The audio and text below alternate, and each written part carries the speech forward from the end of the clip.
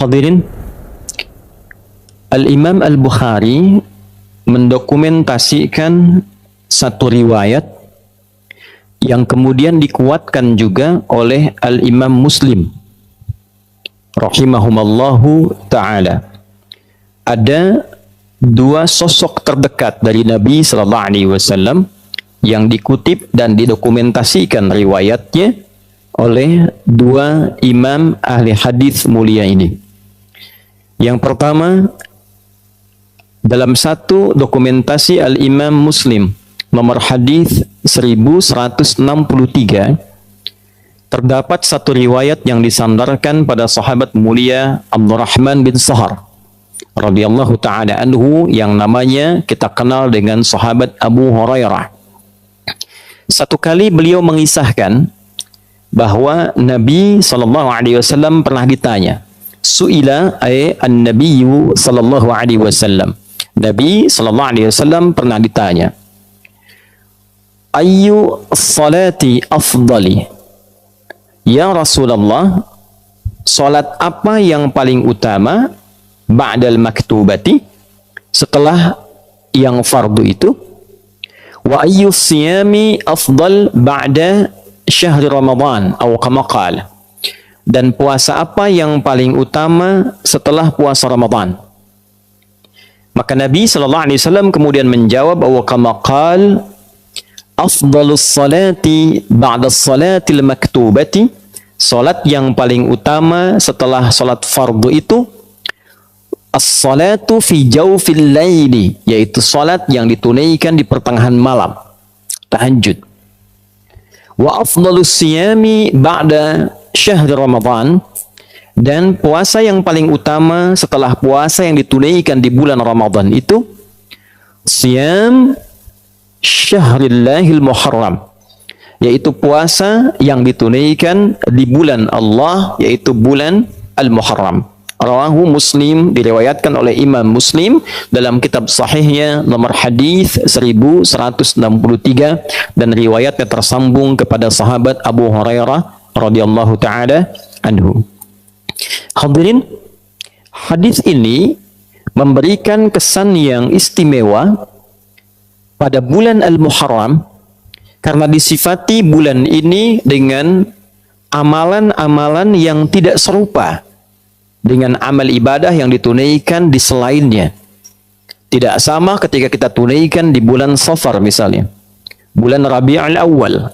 Demikian seterusnya, setiap waktu memiliki keistimewaannya. Ramadan punya keunggulannya tersendiri, Dzulhijjah punya keunggulannya tersendiri, maka bulan Al-Muharram memiliki keutamaan yang langsung disebutkan oleh Nabi sallallahu alaihi wasallam. Salah satunya adalah bulan yang saat menunaikan ibadah puasa di dalamnya, maka puasa itu menjadi istimewa di hadapan Allah Subhanahu wa taala. Hadirin sekalian, apa korelasinya ibadah puasa ini dengan bulan Al-Muharram?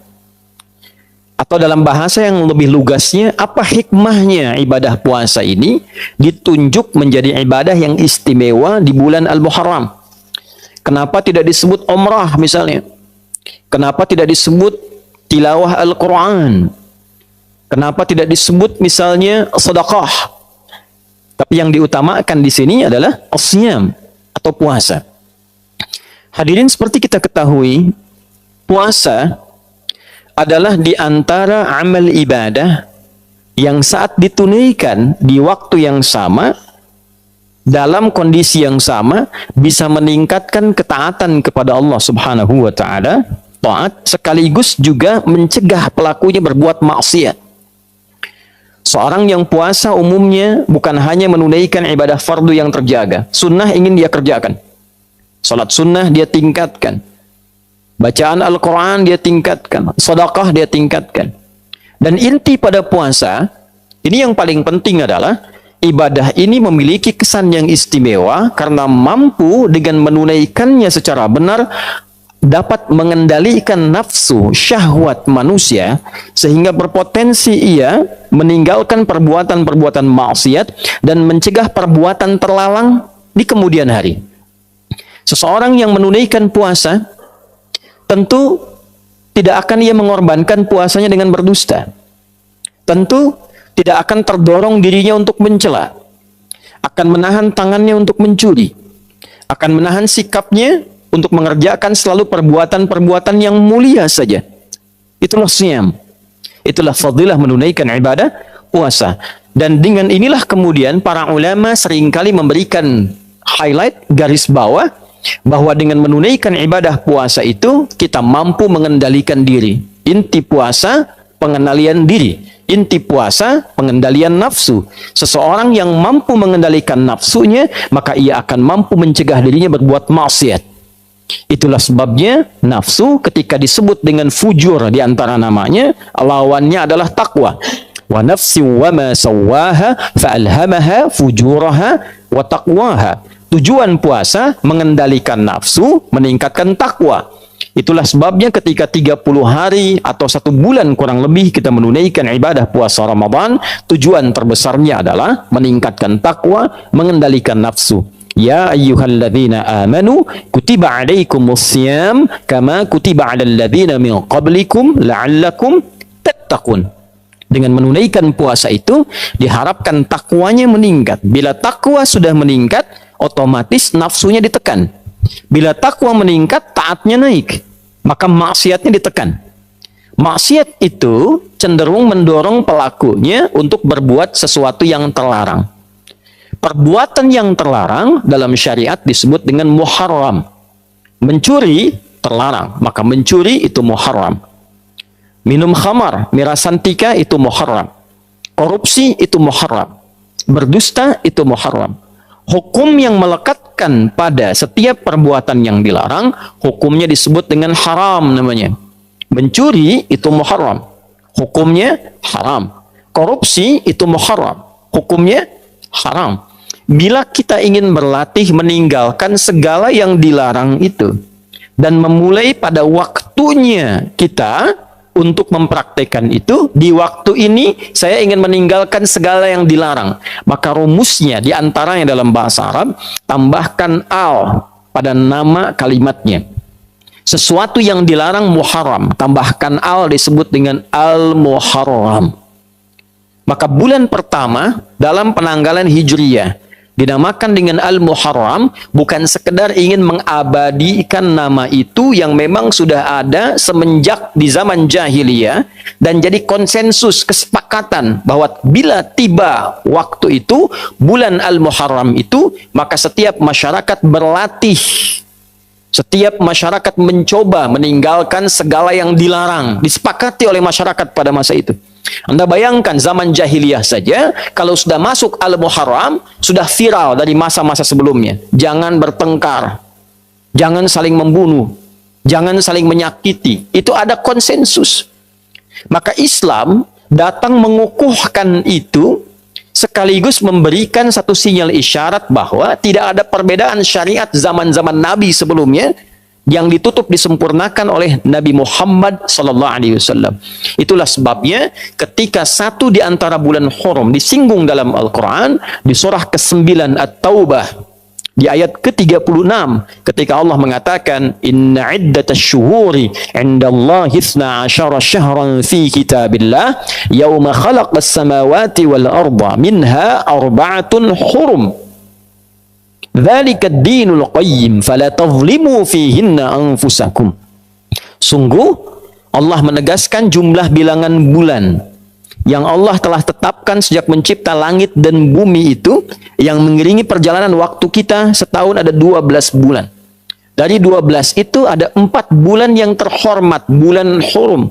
Bulan kita menjaga diri, menjaga kehormatan, mengevaluasi, meninggalkan maksiat. Itulah ketentuan agama yang benar. Maka bila telah tiba di 1 bulan itu, maka jangan sampai kita melakukan perbuatan-perbuatan yang terlarang. Jangan menzalimi diri.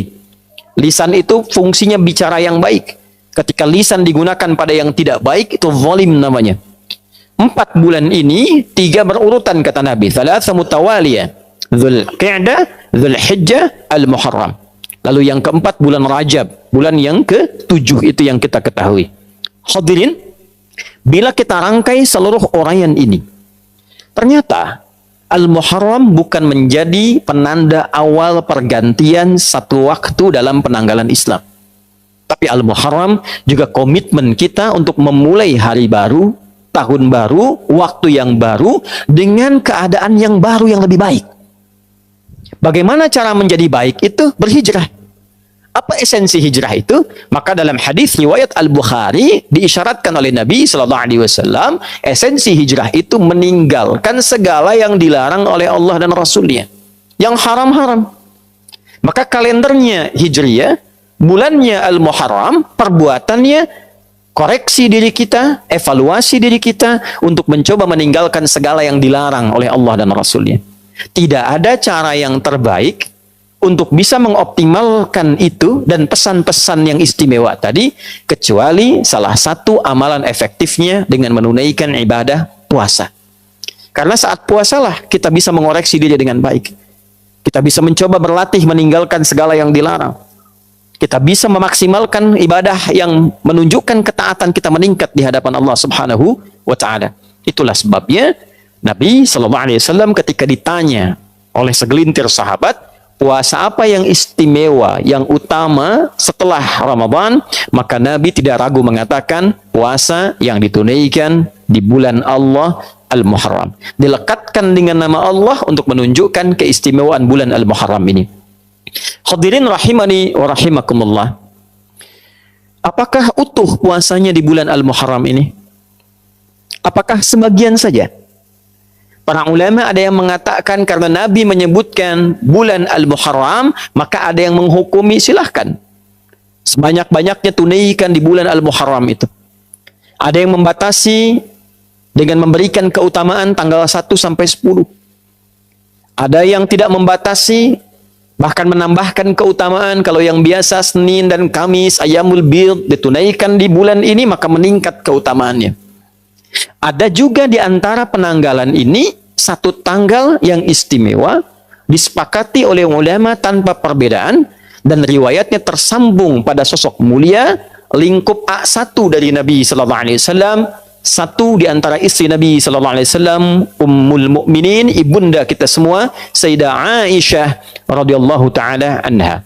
Yang hadis ini direkomendasikan oleh para ulama dan terdokumentasikan dalam Sahih Al-Bukhari nomor hadis 4504. Demikian Imam Muslim mengutip pula hadis ini di nomor hadis 1125. Dari Nabi sallallahu alaihi wasallam informasinya dinukilkan oleh Sayyidah Aisyah, beliau mengatakan radhiyallahu taala anha kama qalat, tatkala Nabi sallallahu alaihi wasallam berhijrah ke Al-Madinah Al-Munawwarah, maka orang-orang Yahudi pada masa itu sedang menunaikan puasa di hari ke-10 di bulan Al-Muharram, dikenal dengan Ashura. Maka ketika ditanya mengapa mereka puasa, mereka menjawab, inilah hari Musa alaihi salam diselamatkan oleh Allah dari kejaran Fir'aun. Fir'aun binasa, Musanya sentosa. Maka untuk menunjukkan bukti syukurnya, ditunaikanlah puasa sebagai syukur pada Allah Subhanahu wa taala. Ini rumus. Boleh diantara nikmat syukur itu kita tingkatkan dan kita syukuri dengan menunaikan ibadah seperti puasa. Nabi muncul hari lahirnya, beliau puasa. Itulah yang menjadi puasa sunnah di hari Senin. Jadi kalau kita merasakan satu nikmat, boleh kita syukuri dengan meningkatkan ibadah, salah satunya puasa. Hadirin sekalian, maka Nabi berkomentar, saya lebih berhak dibandingkan dengan Musa. Maka beliau kemudian menunaikan puasa, meminta umatnya juga menunaikan puasa sebagai penghormatan pada peristiwa itu, dan ketika tiba Ramadan, Nabi memerintahkan umatnya memilih, mau tunaikan silahkan, mau tidak juga tidak mengapa. Hadirin, ternyata penelusuran terhadap riwayat bukan hanya peristiwa Musa yang terbebas saja. Nabi Adam alaihissalam turun ke bumi dan diterima taubatnya oleh Allah setelah menyampaikan kalimat indah yang diterima dari Allah, Rabbana zalamna anfusana wa illam taghfir lana wa tarhamna lanakunanna minal khasirin, yang diabadikan di Al-A'raf itu ternyata terjadinya 10 Al-Muharram. Nabi Nuh alaihissalam ketika kapalnya itu yang telah dihantam oleh badai, kemudian muncul banjir dan beliau selamat dengan pengikutnya, keselamatannya terjadi di bulan Al-Muharram di tanggal ke-10. Dan peristiwa-peristiwa besar lain banyak mengiringi, menunjukkan perubahan, menunjukkan evaluasi, menunjukkan muhasabah yang inti seluruhnya ini terdapat dalam puasa. Jadi wajar ketika tanggal 10 Al-Muharram ada puasa sunnah dan memberikan manfaat menggugurkan dosa yang pernah dilakukan, maka bagaimana cara menjalaninya? Bukan sekedar menahan lapar dan haus, tapi kita mengoreksi diri kita seperti Nabi Adam mengoreksi dirinya, kakek moyang kita. Ada istighfar yang kita bisa sampaikan pada Allah Subhanahu wa Ta'ala. Yang kedua, ada yang dicontohkan memulai jalan baru untuk meninggalkan maksiat. Umat Nabi Nuh banyak maksiat, muncul banyak cobaan, muncul banyak masalah. Maka tolong dicek. Kalau dalam kehidupan banyak masalah yang tidak tuntas, tidak selesai, coba dicek. Kalau tandanya bukan ujian rasa cinta seperti Allah menguji para nabi, para rasul, boleh jadi ada maksiat yang pernah dikerjakan. Koreksi. Atau kita tunjukkan bukti syukur pada Allah. Selama ini jarang kita syukuri nikmat. Banyak meminta sesuatu yang tidak ada, yang ada lupa disyukuri. Maka ambil pada kisah Nabi Musa diselamatkan dari Firaun, syukuri. Maka niatkan hari ke-10 itu kita menunaikan puasa untuk mensyukuri nikmat Allah yang didapatkan sampai detik itu. Yang kedua, kita komitmen mengoreksi diri untuk menjadi pribadi yang lebih baik. Dan yang selanjutnya, kita menatap masa depan dengan menyiapkan agenda-agenda baru yang diridhai oleh Allah Subhanahu wa Ta'ala. Itulah Al-Muharram, itulah awal bulan Hijriyah, bukan sekedar berganti tanggal, berganti tahun, berganti tulisan, tapi menghadirkan komitmen yang berganti dari maksiat kepada taat. Barakallahu li wa lakum fil Qur'anil azim wa nafa'ni wa iyyakum bima fihi minal ayati wa dzikril hakim wa taqabbala minni wa minkum tilawatahu innahu huwas samiul alim. Ud'ullaha yastajib lana wa lakum jami'an.